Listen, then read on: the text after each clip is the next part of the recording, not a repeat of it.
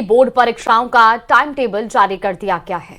जयपुर शिक्षा संकुल में आयोजित हाई पावर कमेटी की बैठक में इस टाइम टेबल पर मुहर लगाई गई है, जिसके बाद राजस्थान माध्यमिक शिक्षा बोर्ड के सचिव गजेंद्र सिंह राठौर टाइम टेबल जारी किया है। तो उन्होंने बताया कि माध्यमिक और उच्च माध्यमिक बोर्ड परीक्षाएं 12 फरवरी से शुरू हो गई और इसे लेकर तमाम सुरक्षा के इंतजाम भी पूरे कर लिए गए हैं। साथ ही उन्होंने ये भी बताया कि 6193 परीक्षा केंद्रों पर परीक्षा का आयोजन होगा और इसे लेकर 19 लाख से अधिक परीक्षार्थी पंजीकृत किए गए हैं। तो परीक्षा केंद्र पर तमाम सुरक्षा के इंतजाम भी किए गए हैं। परीक्षा नकल रहित संपन्न हो, इसको लेकर के भी सभी तैयारियां की जा रही हैं। आरबीएसई बोर्ड परीक्षा को लेकर फाइनल शेड्यूल जारी कर दिया गया है। 10वीं और 12वीं की परीक्षाएं 12 फरवरी से शुरू होंगी। परीक्षाओं में माध्यमिक जो परीक्षा होगी वो 12 फरवरी से 28 फरवरी तक होगी, जिसमें कुल 17 दिन होता है। और दूसरी जो उच्च माध्यमिक परीक्षाएं हैं वो 12 फरवरी से 11 मार्च तक होगी। इसमें 28 दिन है, लेकिन इसमें 6 अवकाश के दिन शामिल हैं, जिसमें 4 रविवार हैं और 2 होली और दुल्हन के। आधे प्रदेश में ठंड का सितम जारी है। कोहरे की आगोश में प्रदेश के कई जिले हैं। नागौर में ठंड से जनजीवन अस्त व्यस्त हो गया है। 2 दिन घने कोहरे और शीतलहर का अलर्ट भी जारी किया गया है। बड़ी खबर आपको बता रहे हैं, प्रदेश में आज ठंड का सितम लगातार देखने को मिल रहा है और ऐसे में अब प्रदेश के कई ऐसे जिले हैं जहां पर कोहरे की मार भी लोगों को झेलनी पड़ रही है। अगले 2 दिन घने कोहरे और शीतलहर का अलर्ट भी मौसम विभाग की ओर से जारी किया गया है।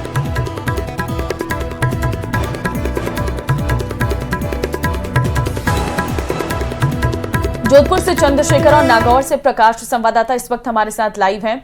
चंद्रशेखर, सबसे पहले आपके पास आऊंगी, कैसा मौसम बना हुआ है और आगे मौसम विभाग का क्या कहना है? देखिए, अगर बात करें तो जिस तरह से दिसंबर महीना लगने के साथ ही ठंड का असर शुरू हुआ था और अब कोहरा और जो शीतलहर शुरू हुई है उसके चलते लगातार अगर बात करें तो ठंड बढ़ती जा रही है।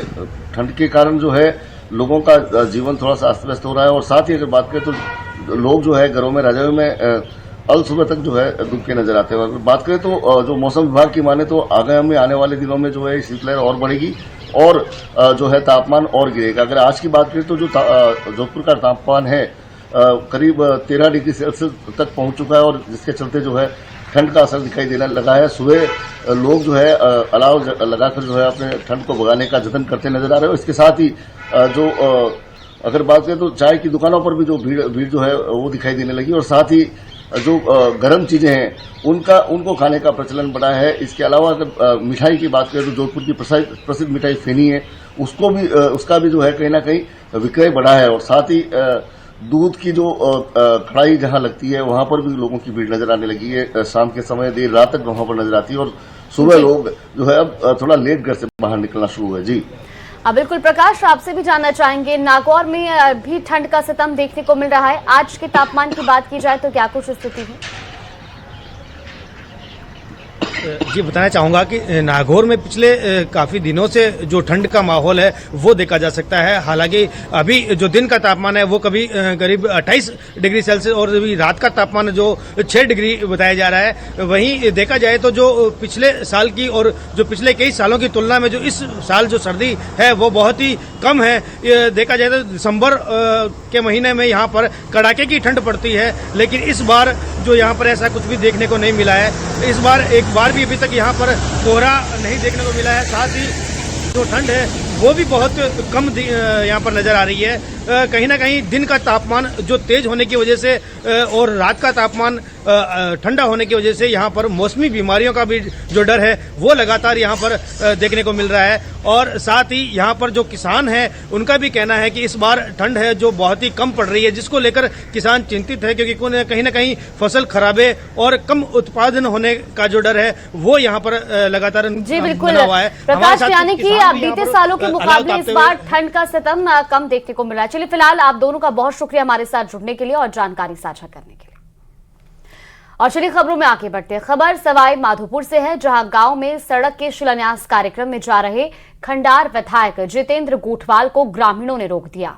इसमें एक कार्यकर्ता भी था, उसे देख विधायक नाराज हो गए और बोले, तू पार्टी का आदमी है, ये क्या तरीका है। इस पर ग्रामीण ने भी जवाब देते हुए कहा कि अगर आपने अतिक्रमण नहीं रोका तो हम भी गांव से निकल जाएंगे। ये पूरा मामला शुक्रवार सुबह करीब 11 बजे खंडार के छापर कॉलोनी का है। दरअसल कॉलोनी के सामने एक टायर शोरूम के सामने निर्माण के चलते 2 महीने से रास्ता बंद है। स्थानीय लोगों का कहना था कि अतिक्रमण कर इस रास्ते को रोका गया। इसकी शिकायत कभी भी की गई लेकिन कोई भी फायदा नहीं हुआ।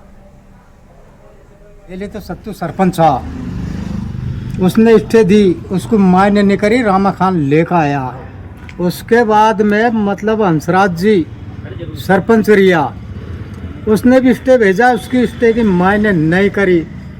और अब की नया निर्माण और कर रहे हैं, ये 5 फीट की रोंस निकाल रहे। हमारा 7 फीट रास्ता तो पहले से दबाया होया, हमारा 22 फीट के पट्टे में रास्ता है। हमको ये 22 फीट का रास्ता क्लियर करके देवे सरकार।